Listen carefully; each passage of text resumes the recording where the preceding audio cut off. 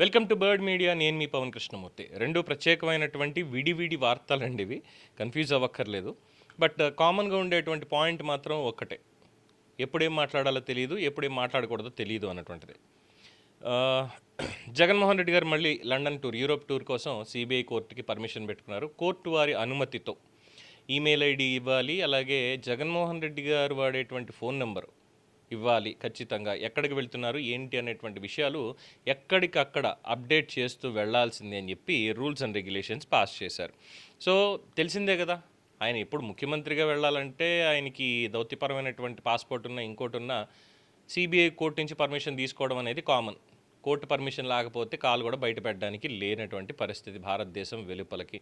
So court దగ్గరికే వెళ్ళి permission తీసుకొని, ఎందుకంటే 32 కేసులు ఉన్నాయి కాబట్టి, అందులోనూ 11 సిబిఐ ఈడీ ఛార్జ్ షీట్లు కూడా వేసింది, సప్లిమెంటరీ ఛార్జ్ షీట్లు, లక్షల కొద్ది డాక్యుమెంట్లు, డిశ్చార్జ్ పిటిషన్లు, మరి ఇవన్నీ ఎప్పుడవుతాయో తెలియదు అంతా. కానీ చక్కగా మళ్ళీ వేసవి మొదలైంది కాబట్టి యూరోప్ టూర్కి కుటుంబ సమితంగా వెళ్ళొస్తున్నారు. ఎందుకంటే వారి కుమార్తెలు అక్కడ చదువుకుంటున్నారు, గ్రాడ్యుయేషన్ డే సెరమనీ కూడా అయిపోయింది. మరి అక్కడ ఉద్యోగాలు చేస్తున్నారా లేదా లండన్లోనే వాళ్ళు స్థిరపడిపోయారా అన్నటువంటి విషయాలు అయితే తెలీదు.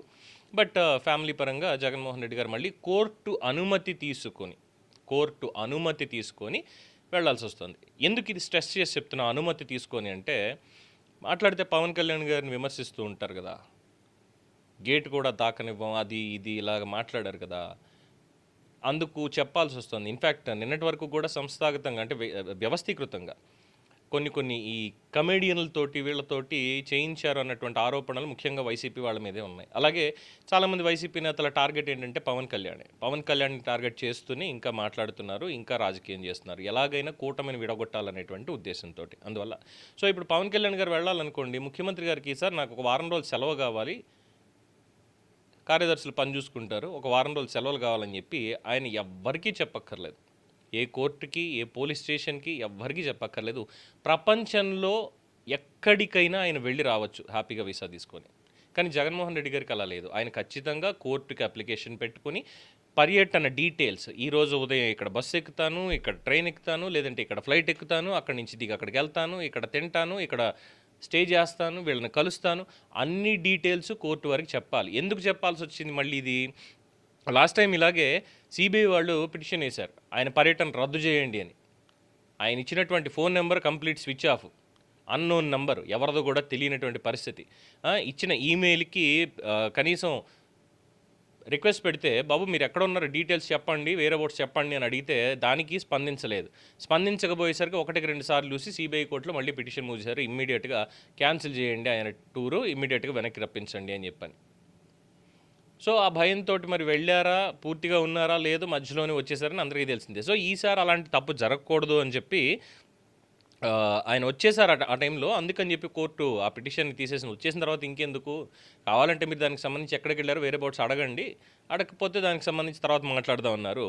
మరి ఈసారి కూడా ఈ ఫోన్ నెంబరు లేదంటే ఈ ఈమెయిల్ ఐడి ఇచ్చి దానికి రెస్పాండ్ అవ్వకపోతే, అది పని చేయకపోతే మళ్ళీ ఎక్కడ ఏ తలకాయ నొప్పి ఎదుర్కోవాల్సి వస్తుందో అని చెప్పి జగన్మోహన్ రెడ్డి గారికి ఆ రూల్ పాస్ చేశారు. మరి ఆయన ఏ నెంబర్లు ఇస్తారనేది తర్వాత చూడాల్సిందే. ఇది ఒక వార్త. అయితే ఇక మన మిథున్ రెడ్డి గారు ఇవాళ డీలిమిటేషన్ మీద జరుగుతున్నటువంటి చర్చలో మాట్లాడుతూ, డీలిమిటేషన్ వల్ల ఇలా జరుగుతుంది, ఇక్కడ ప్రతిపక్ష పార్టీలని నాశనం చేసేటువంటి కార్యక్రమం చేస్తారు, అందువల్ల పారదర్శకంగా ఇది జరగాలి, జ్యుడిషియల్ ఎంక్వైరీ అనేది ఉండాలి, ఆ కమిటీ ఏదో వేస్తున్నారు కాబట్టి ఆ కమిటీలో స్టేట్ నుంచి ఉండేటువంటి 5గురిలో ప్రతిపక్షాలకి అవకాశం ఉందా లేదా, ఎందుకంటే స్పీకర్ ఇవ్వకపోతే ఏం చేయాలి, వాళ్ళు ఇష్టం వచ్చినట్టు చేసేస్తే ఏం చేయాలి, అది మమ్మల్ని కక్ష సాధింపుతోటి పక్కకి నెట్టేయడానికి చూస్తారు కాబట్టి మాకు అవకాశం ఇచ్చి తీరాల్సిందే, మొత్తం అన్ని పార్టీలు అందులో ఉండాల్సిందే అంటూ ఒక మెలిక పెట్టి ఇంకొక మాట అడిగారు. ఏంటంటే గత 5 ఏళ్లలో 2019 నుంచి 24 మధ్య కాలంలో ఏ ఎంపీ కూడా, వైఎస్ఆర్సీపీకి సంబంధించి ఏ ఎంపీ కూడా పార్లమెంట్లో అడగనటువంటి ఒక ప్రశ్నని చాలా చక్కగా ఈసారి అడిగొచ్చారనమాట. ఏమని? అయ్యా ప్రత్యేక హోదా, స్పెషల్ కేటగిరీ స్టేటస్ అనేటువంటిది అప్పుడు ప్రకటించారు, మరి ఇవ్వలేదు, ఇప్పుడు మాకు ఆ ప్రత్యేక హోదా ఇవ్వాలి అని చెప్పి ఈ డీలిమిటేషన్ చర్చలో కూడా దాన్ని తీసుకెళ్ళిపోయారు. మన అమరావతి చట్టబద్ధత అప్పుడు ఒకసారి మాట్లాడి తప్పుడు లెక్కలవన్నీ కూడా చెప్పుకుంటూ వచ్చారు. 15,000 per square feet అవుతుంది, ఇంకోటి అవుతుందని. బట్ యాక్చువల్లీ 15,000 square feetగా అక్కడ అవ్వడం లేదు, ఇవన్నీ లెక్కలు ఉన్నాయి. ఆ తర్వాత చూస్తే ఇప్పుడు వచ్చి మళ్ళీ ఏంటి ఈ డీలిమిటేషన్ గురించి మాట్లాడుతూ ఎన్ని సీట్లు వస్తాయి, ఓ పక్కన 50% ప్రపోర్షనేట్గా పెరుగుతోంది, అన్ని రాష్ట్రాలకి 50% పెరుగుతున్నాయి ఇప్పుడు ఉన్నటువంటి దానికి. అది జనాభా ప్రాతిపదికన ఇంకోటి కాదు, రేపు 2027లో జనగణన ఖచ్చితంగా జరిగి తీరుతుంది, కులగణన కూడా జరిగి తీరుతుంది. అప్పుడు ఈ డీలిమిటేషన్కి సంబంధించి నియోజకవర్గాల పునర్విభజన ఎన్ని సీట్లు వస్తాయి, ఏవేవి అవుతాయి, వేటిని చెయ్యాలి జనాభా ప్రాతిపదికన, అందులో మహిళలకు రిజర్వ్డ్ ఎన్నున్నాయి, at the same time SC ST reserved ఎన్నున్నాయి, ఇవన్నీ కూడా అందులో పొందుపరుస్తామని చెప్పి వాళ్ళు చెప్పినప్పటికీ ఏదో ఒక భయంతో మళ్ళీ ప్రత్యేక హోదా సంగతిని ఇక్కడ తీసుకొచ్చారు. అంటే లాస్ట్ ప్రయారిటీగా, అంటే ఫస్ట్ వెళ్ళి జగన్మోహన్ రెడ్డి గారు మాట్లాడిన మాటలన్నీ చూడండి ఒకసారి. గత 5 ఏళ్లలో గుర్తు తెచ్చుకుంటే ప్రతిసారి ఢిల్లీ వెళ్ళడం, అమిత్ షానో ప్రధానమంత్రినో ఇంకొకరినో కలిసి వచ్చాను అని చెప్పడం, బయటకు వచ్చిన తర్వాత ఫలానా కలిసి వచ్చారు ఇది ఎజెండా అని చెప్తారు తప్ప ఏం మాట్లాడుకున్నారు ఏంటి అనేది ఎవరికి తెలియనటువంటి విషయం. ఆ తర్వాత బయటికి 1-2 సార్లు ప్రెస్ మీట్కి వచ్చి మాట్లాడుతూ as a last priority request చేశాము, ప్లీజ్ సార్ అని రిక్వెస్ట్ చేశాము, స్పెషల్ కేటగిరీ స్టేటస్ అనేది ఏపీ స్టేట్కి ఇవ్వాలి, రీఆర్గనైజేషన్ యాక్ట్ ప్రకారం ఉంది కాబట్టి అని చెప్పి లాస్ట్ ప్రయారిటీగా దాన్ని పెట్టుకున్నారు.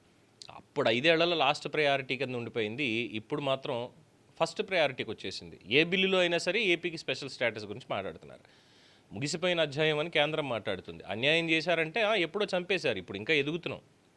ఎదిగే క్రమంలో ఇప్పుడు వచ్చి మళ్ళీ ఈ రకమైనటువంటిది, అంటే స్పెషల్ కేటగిరీ స్టేటస్ గురించి మాట్లాడేది పోరాడేది వైసీపీ మాత్రమే, మిగతా వాళ్ళు ఎవరు ఏం చెయ్యరు, రాష్ట్రానికి రావాల్సినటువంటివి రావు, మేమేదో మెడలు వంచుతాం అనుకున్నాం కానీ మేము మెడలు వంచి అక్కడికి వెళ్లాల్సి వచ్చింది. కాబట్టి ఇప్పుడు కూటమి ప్రభుత్వం ఉంది కాబట్టి, ఎన్డీఏలో చాలా కీలకంగా తెలుగుదేశం పార్టీ ఉంది కాబట్టి మీరైనా ఇప్పుడు సాధించి తీరాల్సిందే అనేటువంటి ఇంకొక కొర్రీ పెట్టడం.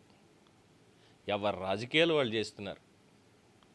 ఆయనేమో హ్యాపీగా యూరోప్ టూర్లు, ఈయనేమో స్పెషల్ కేటగిరీ స్టేటస్లు. ఇలా ఉంది వైసీపీ వాళ్ళకి.